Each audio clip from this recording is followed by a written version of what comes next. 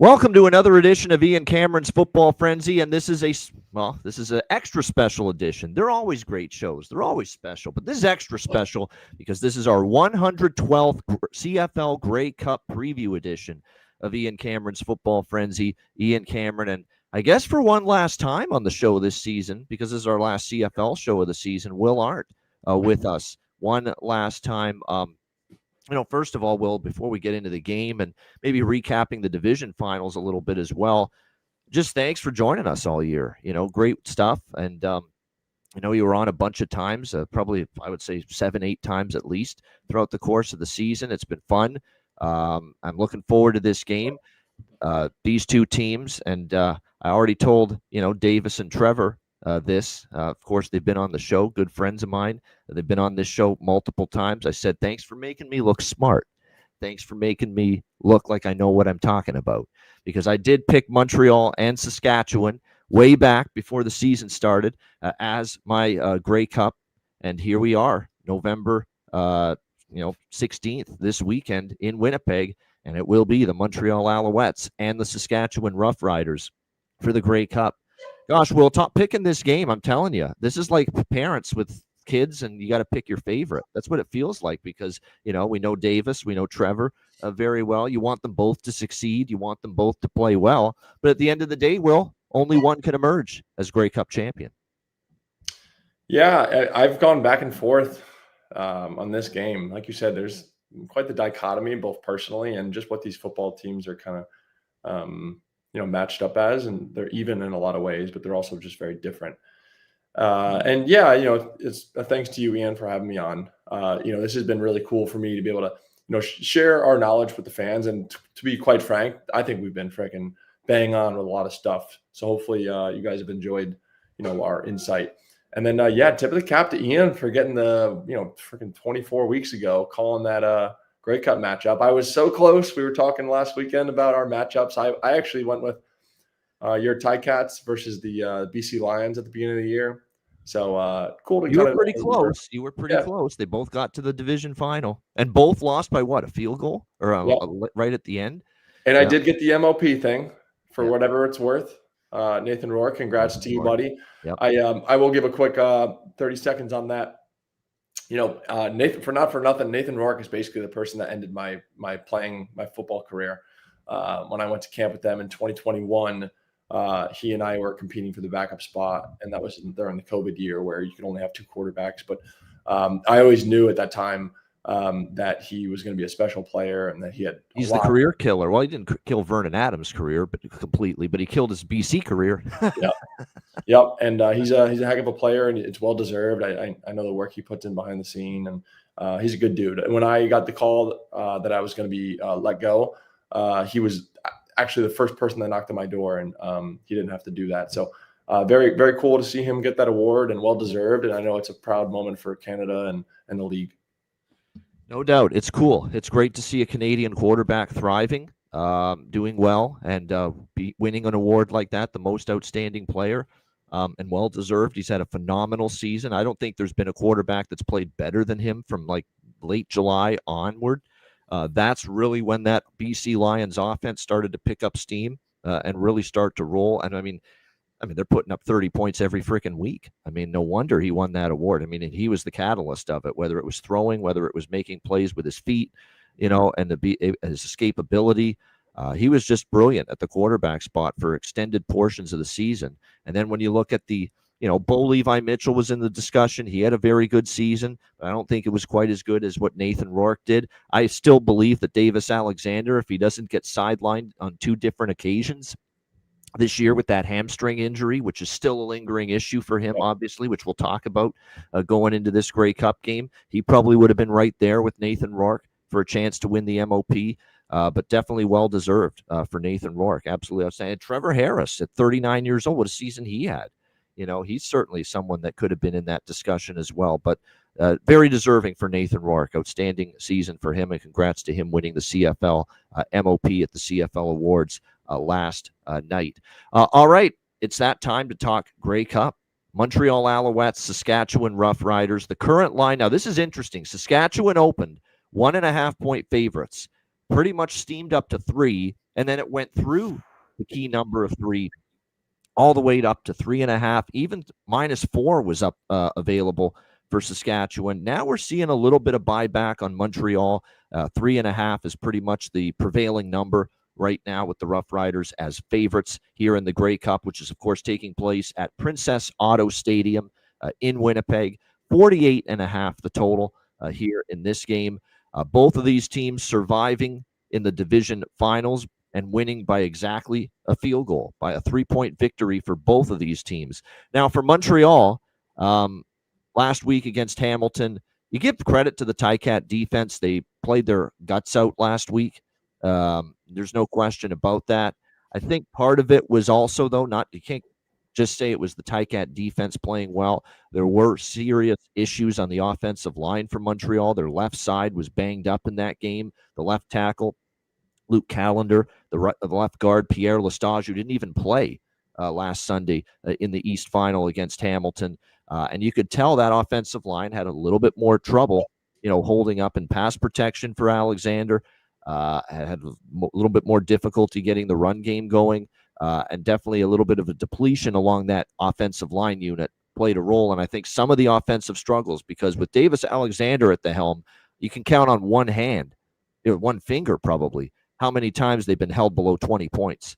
Yet they were last week, and yet we're still able to win that game 19-16 on a walk-off Jose Maltos field goal for the Montreal Alouettes. It was a great football game. I know a little bit more lower scoring than people would have thought, but it was a really intense game. Both teams played their hearts out, and unfortunately someone had to lose. And I just knew the end was near for Hamilton, because with about 2 minutes left, we had the ball. It was 16-13 Montreal at the time. And we had a chance to not only punch in a touchdown there, but if we had punched in a touchdown, we probably would have left Montreal maybe 30 seconds left on the clock. And if we had scored a touchdown there, the Ticats, to go up 20-16, and remember, if they had made the extra point, you would assume they would, because Mark Leggio was just phenomenal this year. They would have been up 4 with probably around 30 seconds left had they scored a touchdown there. And then Davis Alexander on a wonky hamstring, which he re-aggravated in the fourth quarter of last week's game, would have had to score a touchdown with like 30 seconds left. So it would have been very difficult. But second down, we got stopped. We had to settle for a field goal, and you had to take the 3 at that point. You had to. You had to at least get the game tied and try to trust your defense. But the moment we got stopped there on second down, we had to kick the field goal 16-16 and leave Davis Alexander almost 2 full minutes left. I looked over to my season ticket group friends, and I said to them, well, guys, we'll see you next season. Because I knew what was going to happen. I knew exactly what was going to happen. That Davis Alexander, even with the hamstring re-aggravated and playing through it at the end, he was going to find a way to get that team into field goal position and win the game with no time left. And that's exactly what happened. And we had a chance to get a stop on that drive, but there was a missed tackle in the middle of the field that allowed Montreal to get a key first down just inside Hamilton territory, and then the rest is history. So tough ending to the season for Hamilton, but it just shows you how good Montreal is. The defense was very good, and the offense gutted it out with some offensive line injuries, and they're a very deserving Grey Cup team. And I still think top to bottom roster-wise, Montreal, probably the best team roster-wise in the East Division, deserving of getting to the Grey Cup.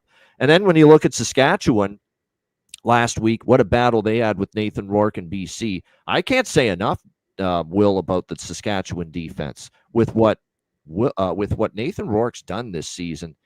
Everything he got, he had to earn. Like, nothing was easy, and it was a real grind for the BC Lions offense to get things going last week, and that hasn't happened very often to them. Usually everything's been easy for them. It's been the easy throws, easy receptions. Easily they're able to achieve and attain big plays on offense. And we really didn't see much of that last week against Saskatchewan. So you give the Rider defense a lot of credit in that game. You give the Rider defense a lot of credit for not one, but 2 big stops late in that fourth quarter when everyone was screaming at Corey Mace, the head coach of the Saskatchewan Roughriders. Why are you not going for it? Why are you punting again? And knowing you may not get the ball back. But he had the utmost faith, the utmost confidence in his defense to get a 2 and out, and they got 2 2 and outs, and the last one was able to give Trevor Harris the ball back one more time with a little over a minute to go. Down the field they went into the end zone for that game-winning touchdown, and the Saskatchewan Roughriders with a heck of a win last week. And Corey Mace vindicated, even though some people thought he should have went for it, the first time they had a chance to take the lead with it late in that game. But great football game, and now these two teams are here, and I think the Saskatchewan defense versus the Montreal offense is a fascinating matchup because it's a team that's been all season one of the best at stopping the run. Their secondary there's a little boom or bust in their secondary. Their secondary, when it's on, is phenomenal. Milligan and the rest of them are tremendous players in that secondary. There's no question about it. But there's also times they've given up some big plays and, sort of gambling, if you will.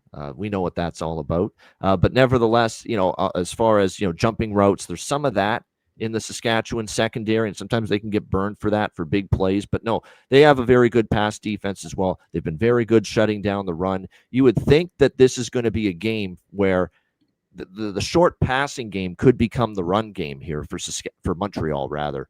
That would not surprise me one bit. Not to mention, there's a pass rush with a guy that's playing through a hamstring injury. And in regards to Davis Alexander's hamstring injury, if you're reading the practice reports out of Winnipeg this week, seems fine. He seems like he's moving around pretty well.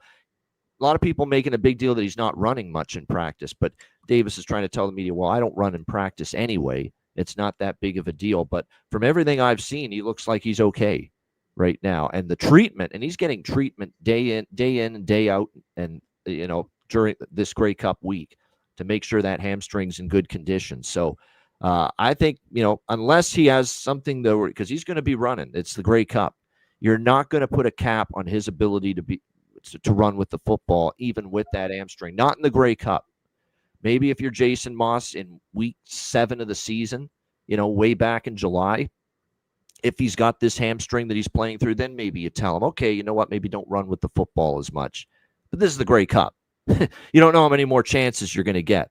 So, yeah, if you run the football more, there's a greater risk of re-aggravating that hamstring injury. But again, this is, you don't know how many times you're going to get a chance to win a Grey Cup.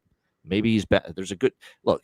He could have a long, great career and be back here. But when you get every opportunity to win a Grey Cup and win a championship, you want to leave it all out there. So I have very little doubt Davis is going to be not restricted all that much as far as running with the football, and take that risk that, hey, and hope the hamstring is able to hold up for the rest of the game. But I think it will be a bit of a struggle to run the ball, and that's despite Stevie Scott looking great running the football here for Montreal late in the season. So I think, the quick game, getting the ball out to the likes of Speaker and Tyler Sneed, who we'll get to in player props. I think Tyler Sneed is the one you're really going to want to target for receptions, receiving yards for Montreal. I could see him being one of the weapons that Davis Alexander really counts on in the passing game, especially because you would think it'll be difficult to run the football against this great Riders run defense. And then you flip it around to the other side of and of course, Philpott and Mac. Mac has been a little bit nicked up, but I don't think it's anything major, and I don't think it's anything that's going to keep him out of a game of this magnitude. And then you flip it around to the Saskatchewan offense. It's going to come down to keeping Trevor Harris protected. It always is. And the one thing about the Noel Thorpe defense is he's going to disguise things. There's going to be these exotic, once in a while, these blitzes that you don't see coming, and those are going to be the areas where Saskatchewan's got to protect it, has got to block it. And if you're Trevor and you're going to take these hits, hang on to the football, ball security, because if you don't see it coming and you don't get that protection or blocking, you get hit hard enough, that ball can come out. So that's going to be a very interesting element, that pass protection for the Saskatchewan Roughriders that, quite honestly, was pretty good against BC last week. They did a really nice job keeping a clean pocket for a lot of that game for Trevor Harris. In that one. This will be a good test because we know Noel Thorpe, one of the great defensive coordinators, and we know a Montreal team that is certainly capable of getting after it. They did get after Bo on a few occasions last week in the win against Hamilton. So I think the thing to watch for here in this game is how mobile can Davis be on the Montreal side offensively, use the short passing game, because I don't think it's going to be easy for them to run the football. And then on the other side, Saskatchewan offense versus that Montreal defense. The ability to be strong in pass protection for Trevor Harris is going to be significant here in this game. And obviously, A.J. Ouellette's going to have a big factor in this game.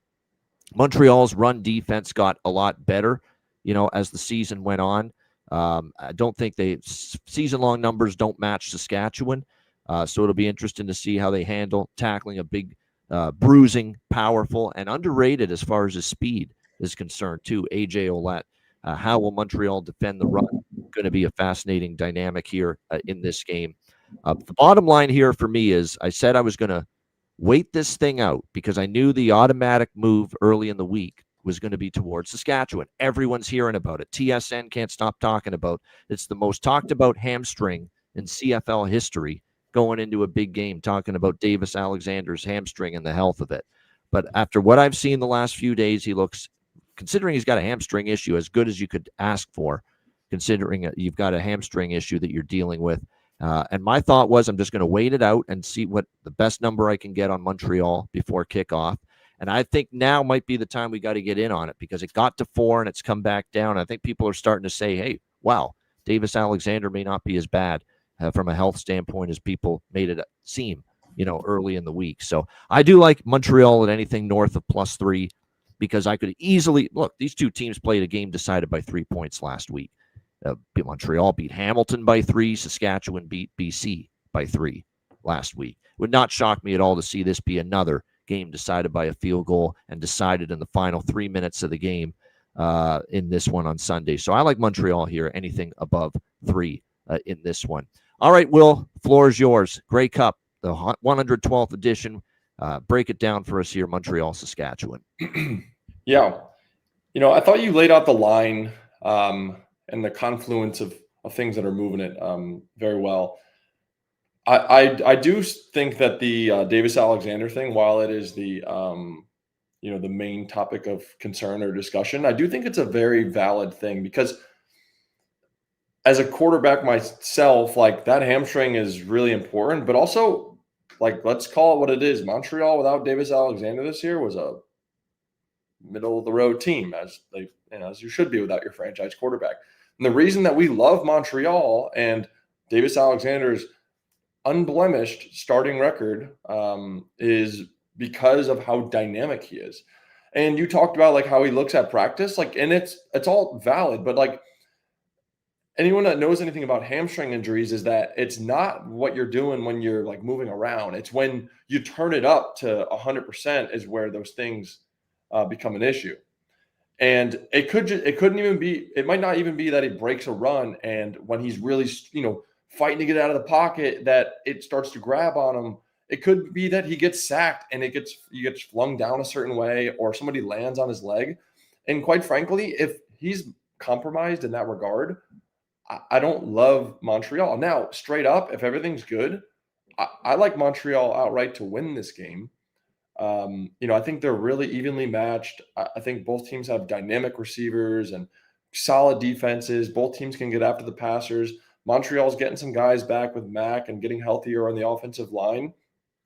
But I will say, I do think there is some concern for me as an athlete of what that hamstring actually is going to be when the bullets start flying, 6.5 days later after he was kind of gimpy in that game. Only because of how dynamic he is. If we're talking about Trevor Harris having a hamstring issue, that's a separate discussion because that's not what his game is based around at all. So, one of the things macro-wise that comes to mind for this game for me is Jason Moss. I remember when he got hired a few years ago, and it was a very unpopular and kind of a head-scratching decision at the time because he was coming off of, getting run out of a job and not having a lot of success. And, it's like, why did we hire this guy if he just flopped where he was? If I remember, it was in Edmonton. Is that correct? Yes, in Edmonton. And, Edmonton is where there were other candidates out there at the time. And the guy's been to freaking, 2 Grey Cups, won one. Had have a chance to do another one and kind of start a dynastic run there in Montreal. So I want to, give credit where it's due to him and what he's put together there. I will say, like, there's this thing on like experience and Trevor and versus Davis, the young guy. I think Davis is really set up to do well though if he's healthy. With a great quarterback coach with a lot of experience, and Anthony Calvillo and Jason Moss being there, and they were a lot of these players that were on this Montreal team were in the Grey Cup a couple of years or just whatever a year ago, and that matters. So they have the big game experience, and they have guys that have been there and done it, and they got a good kicking game, and Noel Thorpe's going to throw some curveballs at Trevor that not even a guy of his caliber is going to be on top of all the time. So I like Montreal straight up. But that said, Saskatchewan is very well built for this game. Good defense. AJ Ouellette built for a nice cold weather game in November in Winnipeg. So it's going to be a great matchup. Should I get into some player props or should we? Oh, go ahead. I've already mentioned the one I like the most is the one I already mentioned, Tyler Snead. I think he was a great receiver at East Carolina as well. I remember watching him with the Pirates many years ago. Terrific receiver at the collegiate level. And I always thought his game was suited very well for the CFL. So I'm not at all surprised to see him here. I'm not at all surprised to see him thriving here in the Canadian Football League. And I just think the fact that it's going to be difficult to run the football against Saskatchewan's run defense, and the fact that you're talking about a Saskatchewan team that I think from a pass rush standpoint knows, let's get after Davis Alexander.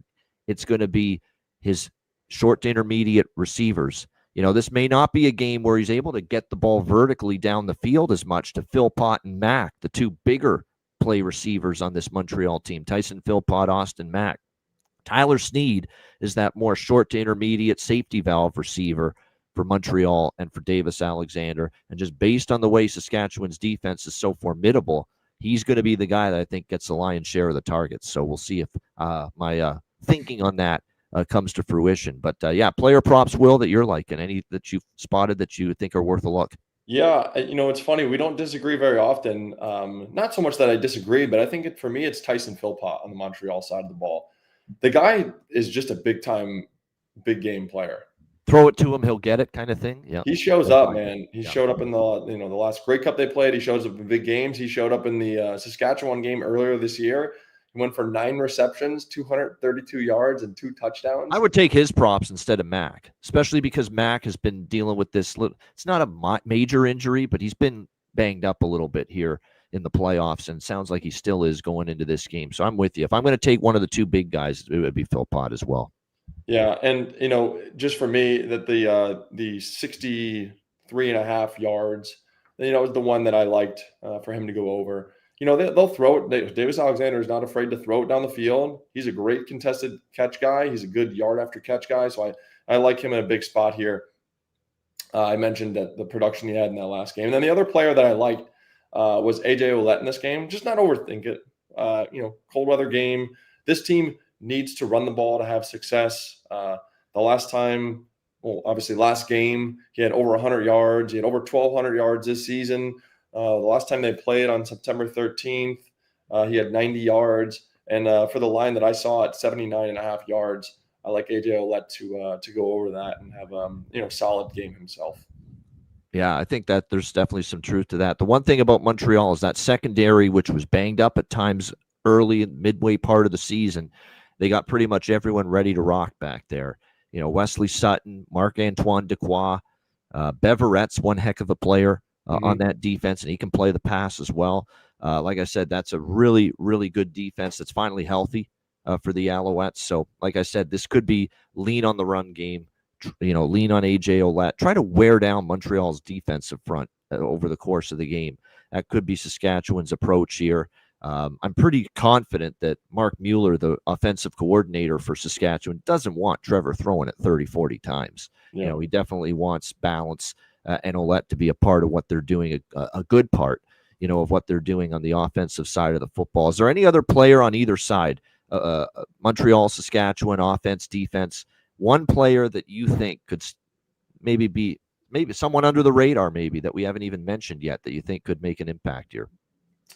Those are the two big ones for me. But I think, like you mentioned, like if Montreal can stop the run, that's going to be another big catalyst for, why I like Montreal in this football game. And that's a little bit to be seen.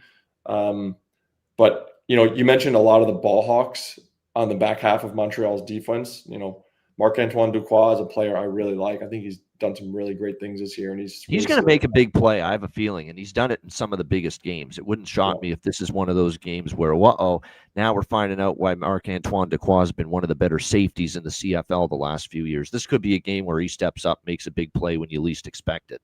Yeah, and to answer your question, I mean, maybe Mustafa Johnson, with the premise of getting him back in the lineup, I think hopefully that Yeah, maybe he'd been out becomes. most of the year, so and just to talk about getting him back at the right time, no question. Yep. Yep. Yeah, no doubt. Like I said, and by the way, last week when you look at the Montreal and Hamilton game last week, it was not easy to get to the run game going for the Ticats. Greg Bell had 66 rushing yards last week on 10 carries, so okay production. But like I said, no, Montreal's run defense has gotten better. The one thing that's interesting is Stevie Scott had just 48 rushing yards, and that was against Hamilton's run defense. Like I say, I Saskatchewan's run defense has just been so good.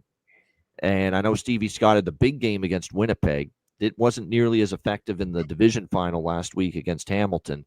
I think it's definitely going to be imperative, to try to run it. But at the same time, I don't know how much success they're going to have it. That's why I think definitely getting the ball out of his hands and the short passing game could be that substitute if Montreal has some issues running the football here in this game. There's not going to be any weather issues. If you look at the weather for Winnipeg, on Sunday. We're looking at 32 Fahrenheit, right around the freezing mark. No wind, no precipitation.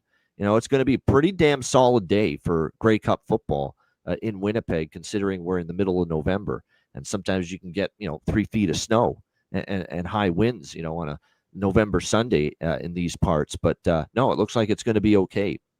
As far as the total goes, with Davis Alexander entering this game nursing a hamstring issue, Saskatchewan, I think, is going to be looking to run the ball early. I think this starts out slow as far as scoring goes, and then maybe picks up as the game goes along. And we've kind of seen that in some of the Grey Cups in recent years.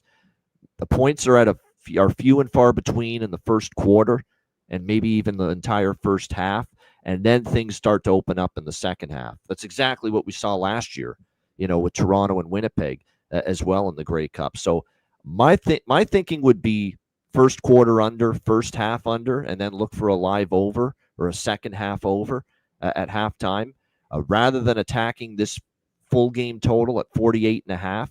I think that's probably what my approach would be with the total in this game. Low scoring early, more points, and the offenses start to open things up later in the game. That's definitely my approach. So lean first quarter, first half under, and then a live over at some point. If it does start out low scoring, I will be betting a live in-game over at some point. And I just hope to time it perfectly so we get the best of the number and also be able to cash that live bet as well. So that's my approach when it comes to the total. But last year, same thing. It started out low scoring, and then things started to open up. And there's been a handful of Grey Cups the last 5 to 10 years where the scoring has kind of followed that similar pattern. And we'll see if this is the case here. I think the game that was in Hamilton a few years ago, Winnipeg, Montreal, it was a great Grey Cup. Cody Fajardo was the quarterback for Montreal in that one. It was the same thing. It kind of started out a little bit slow, and then the second half, it was bang, bang, bang, and then there were those late touchdowns in the fourth quarter. So, yeah, definitely a live over is going to be my target here in this Grey Cup. Yeah, I like that strategy. I mean, it just makes sense as teams kind of get a feel for what they're doing early on, what wrinkles that they saved and what new looks. And then I think, as the game goes on and desperation and you're trying to win the Grey Cup, you're going to empty the clip. So I like that. The over and the line were things that I didn't love this week. I didn't have a lot of conviction behind either. But I like that strategy as kind of a way to optimize it a little bit. And for me, I'm going to lean more to the player props this week because of that, and I've got a couple good ones that I will lean on in my best bet this week. But so much of my thinking is based around Davis Alexander and his health going into this game. Yeah, I'm just looking at it right now. Wow. Yeah, I'm just looking at it right now. Just the last four Grey Cups, 2021 to 2024. Post, obviously 2020 there was no CFL season because of COVID, but 2021 to 2024, all four of these Grey Cups, the second half had more points scored than the first half. There you go. Perfect. Makes sense. Nice Makes find. sense. Yeah. So there you go. There's your totals approach right there for this game.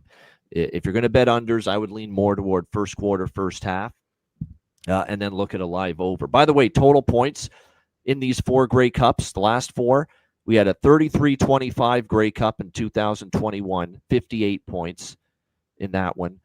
47 points in 2022, but again, more points in the second half of that game than the first half.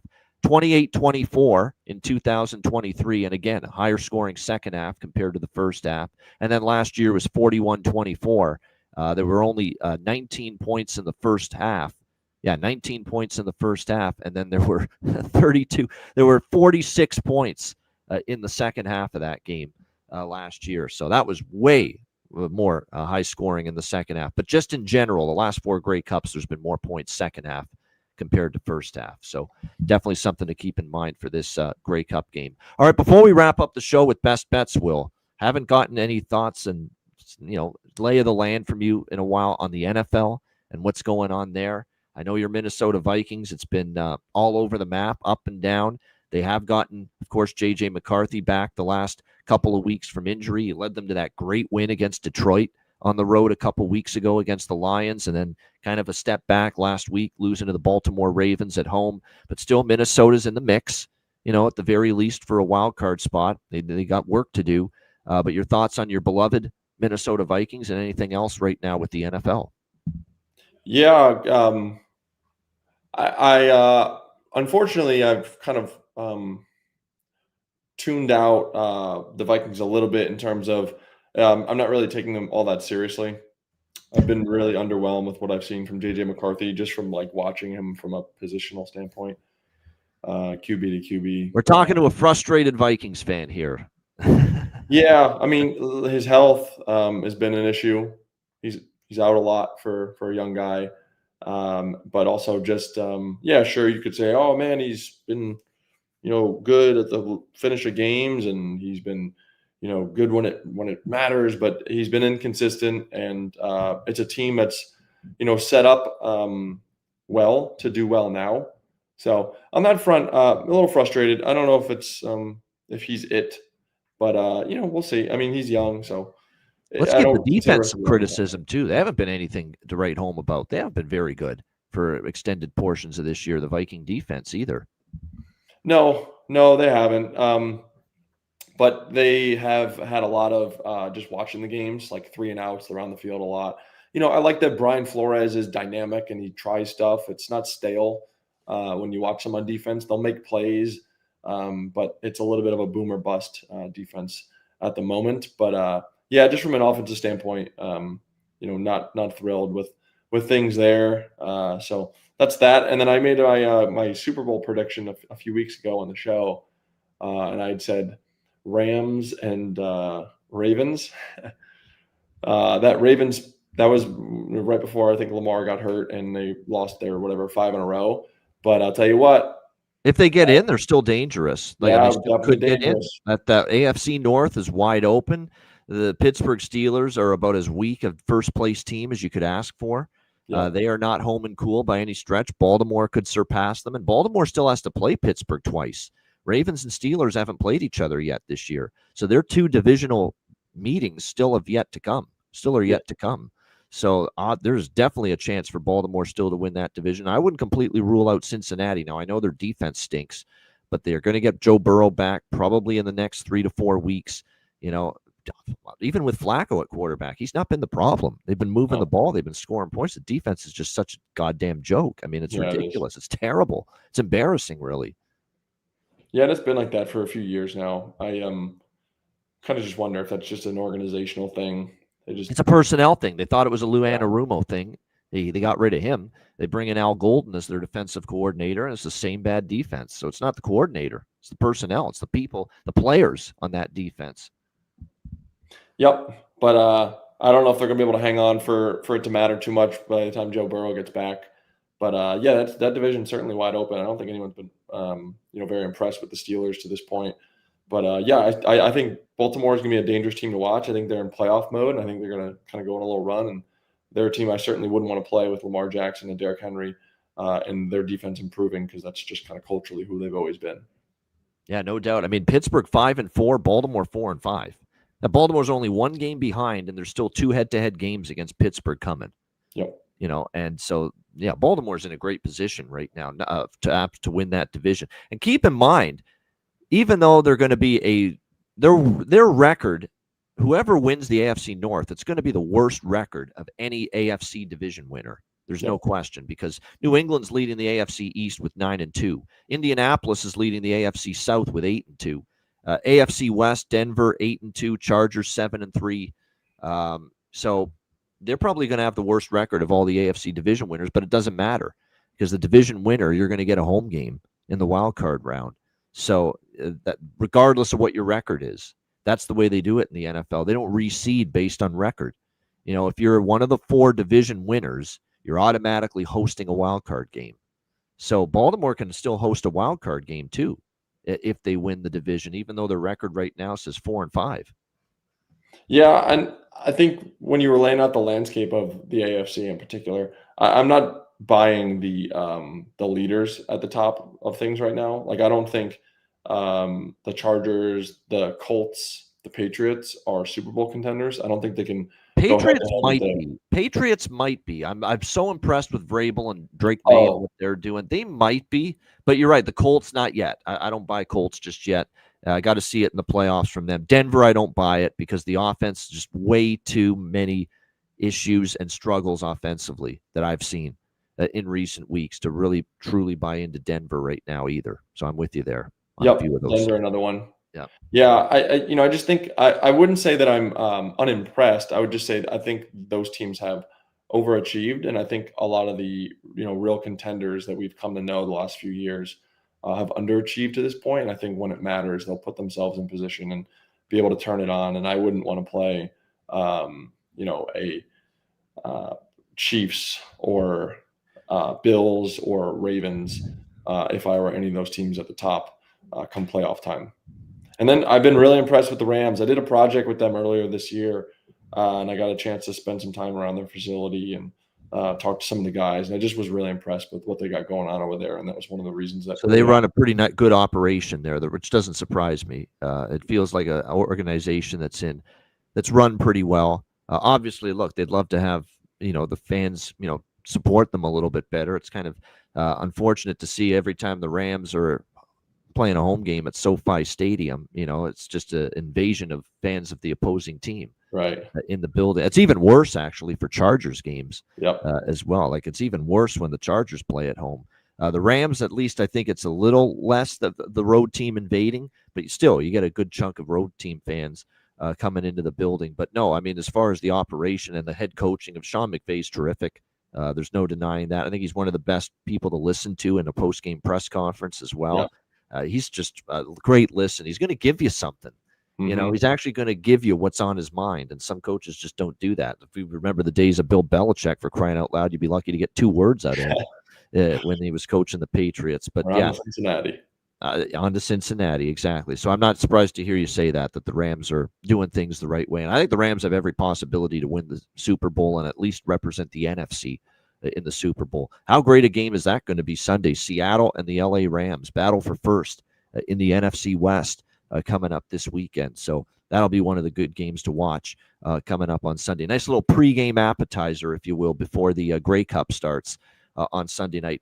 Will, it's been great. The whole season's been great. Your best bets have been great as well. I mean, you mentioned it earlier that you've been done pretty well with best bets here on the football frenzy throughout the season. I did float the idea to you a few months ago when we were talking. Hey, I just joined a handicapping website. They're looking for people. So if you ever want to explore that as a career possibility down the road, it's always there for you. But no, you've done a great job with the best bets this year. It's been great talking CFL with you this season. Let's see if we can put one more best bet winner, both of us, on the board before we wrap up the 2025 CFL season. Will, we'll start with you. CFL Grey Cup best bet. What do you got? Yeah, and I'll pick who I think is going to win as well as a little bonus. So as I hinted to earlier, I'll start with the game. I think the hamstring thing will be more of an issue once the bullets start flying in the game. And if it weren't the case, I would pick Montreal.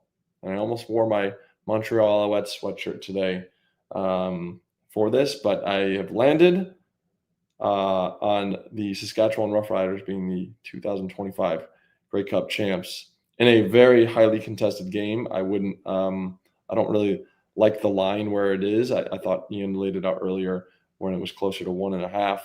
It's a little bit more enticing, but I think it's going to be a very close game and an entertaining game at the very least. But for my best bet, I'm going to go with Tyson Philpott, like I mentioned earlier. Over 63.5 yards receiving. I think he is a big-time player. He went for over 200 the last time these teams played. He's got big game experience. His quarterback's not afraid to throw it down the field. He's good after the catch. And I anticipate that dude going off for a very, very solid Grey Cup performance. So that's my best bet of the week. Hopefully we can hit on this last one and go out with a bang. And, if my good friend Trevor Harris gets it done, I'll be very, very happy for him. But, yeah, I like the Riders as things stand today. So Riders to win the Grey Cup, but best bet, Tyson Philpott, Montreal Alouettes, over 63.5 receiving yards on Sunday. So there you go. Let's see if we can wrap things up with a best bet winner from Will Arndt. My best bet, +4, Montreal. Like I said, I don't think it's going to go much higher than that. But, yeah, we'll take the +4. There are still some 4s out there with Montreal. Most books have it at either 3.5 or 4 right now as far as the prevailing number. Here's the scenario I'm going to throw out to you. Let's say the worst case scenario happens. So anyway, Montreal +4, best bet. But let me just throw out the scenario to you that let's say the worst case scenario you would think happens for Montreal. He gets hurt early in the game, can't play the rest of the game, and McLeod Bethel Thompson has to come in. Normally I wouldn't be thrilled with that. But believe it or not, his best game this year was in Saskatchewan against the Riders. Yep. He went in there and he sliced them up, and they put up like almost 40 points in that game. And I've seen instances where sometimes McLeod Bethel Thompson's best work is when he comes into the game for an injured quarterback or comes into the game in the middle of it. And that's sometimes when you get him actually playing pretty solid. Sometimes he's worse when you got the whole week to get ready for a game, and defenses have a whole week to get ready for him. And that's sometimes when he can struggle a bit more. So they do have a veteran. They do have a guy that's, won a Grey Cup in the past with the Toronto Argonauts that they can put in there if Davis Alexander gets hurt. I know there's a lot more risk involved with MBT because he's not as mobile. He can make some bad decisions sometimes and throw those, ill-timed interceptions. There's no doubt. But he can also throw it too. Oh, yeah. And he can also do some damage down the field. And he did it against Saskatchewan in Mosaic Stadium as well earlier this season. It was his best game of the year throwing the football. So let's say he gets hurt. Davis Alexander, which nobody wants to see, obviously, and MBT has to finish the game. I don't think it means that, Montreal, their chances are dashed. It's all over for Montreal if MBT has to come into the game. I think there's still a chance they could get this done, even if he gets out onto the field, if he has to go into the game, obviously, for an injured Davis Alexander. So I'll just throw that out there. Yeah, no, I think you bring up a good point. I was looking back on the 2 times they played this year. Both teams, I think it was like 48-31 in their previous matchup, putting up freaking almost whatever that is, 80 points on the total. But then in the previous matchup, like you've always talked about all year, he's up and down. I think Saskatchewan rolled 30-6, and Macbeth was all over the place. So you never know what you're going to get. But certainly he can spin it. He's got big game experience, and however you want to see it, it's going to be an awesome game this Sunday, and hopefully everyone will be tuning in because it should be a good one. CBS Sports Network, south of the border, is where you can watch that game. So, yeah, CBS Sports Network in the United States will have the Grey Cup starting at 6 o'clock p.m. Eastern Time. Looking forward to it. It's been a great season. We're not done. We've obviously still going to have our NFL football frenzy shows the rest of the season on a weekly basis with me, and on occasion we'll have Philip Nelson joining us. But this is the end of the road for the CFL edition of Ian Cameron's Football Frenzy for another season. It's been a great season. It's been another winning, profitable season for me in the CFL, which is what I expect. I expect and demand profitability in this league, especially every year, because I feel I have a greater edge than I even have with NFL. And NFL has had a great season too so far. College is a different story. I'm disappointed in the way things have gone with college football this year, but NFL's been great. CFL's been a great winning season. We're going to cash a futures bet here in this game, regardless of who wins, because we bet Montreal and Saskatchewan before the season started to win the Grey Cup. So that'll boost the profit count in the CFL as well. It's been a great season, and it's been a great season of shows, and Will Arndt's a big reason why. Will, final thoughts before we say goodbye for one final time. Well, my good people, ultimately, why we're here is for you. Hopefully, we've been able to add a little value and talk about a sport we all love. And another great CFL season in the books. We were talking off camera, 112 Grey Cups. Certainly nothing to sneeze at, whether you think the NFL is great or not. It's to be respected what the CFL has been able to do, and it's been a good one. And for the rest of you out there, speaking on behalf of a lot of players in the CFL and people in that community, I can't tell you how much Ian is respected and his word is respected, and the expertise that he brings to the table for you guys. So you're very lucky to have him, and at the same time, the players in the community really like and respect Ian. So I just wanted to give a shout out to you guys, and then also give a shout out to Ian for all the great work and insight he provides for everybody. Yeah, well, every player that plays in the CFL too, the respect is mutual. We respect everyone that plays in this league. I love this league. I want this league to succeed. I want this league to thrive, and I want the players that play in this league to succeed and thrive. So, like I said, it's been great to be able to see so many great stories in the Canadian Football League. And like I said, I think it's a great product. Like I said, I know they're going to shift a little bit more to, some elements of NFL, with the 50 yards instead of 55 and putting the goalpost at the back of the end zone. But I'm okay with that, honestly. I totally am. And the play clock, obviously, which is going to be starting automatically, which I love, by the way, that rule. I like a lot of the rule changes. At the end of the day, the waggle's still there. It's still 3-down football. That's when you lose me, Will. If you ever get rid of the waggle, if you ever make it 4 downs, I'm out. I would not support that in any way, shape, or form. And the rouge is still there too. The only thing they got rid of with the rouge was just a missed field goal that goes out through the back of the end zone with no return. Yeah, or no, taking a knee in the end zone. Other than that, the rouge is still in play. So I actually like I like the changes. I always thought it was the stupidest thing, dumbest thing in the world that the goalposts were at the front of the end zone. And you'd have quarterbacks throwing the ball into the end zone, and they got to worry about the ball maybe striking one of the uprights. I never liked that. I love that change. It's about time we put it at the back of the end zone, in my opinion. Yeah, will it take away some of the kick returns on missed field goals when it's short? Yes. Or sorry, when it's missed, yes, of course. But at the same point in time, there's also still going to be missed field goals that are short of the uprights at the back of the end zone, and those could still be returned. So, yeah, like I said, I don't mind any of the rule changes as anything short of 3 downs going to 4 downs, and I think the league is still very much uniquely Canadian, in my opinion.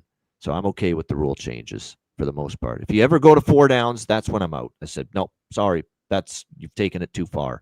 But I don't think they'll ever go in that direction. And turn it into 4-down football. The 3-down element has to stay there forever with the Canadian Football League, no doubt. Great stuff, Will. Great season. Great CFL season. Let's hope we can end it with a very exciting and entertaining Grey Cup coming your way on Sunday. Thanks to everyone all season for joining us for the CFL edition of Ian Cameron's Football Frenzy. Hit the like button on the way out.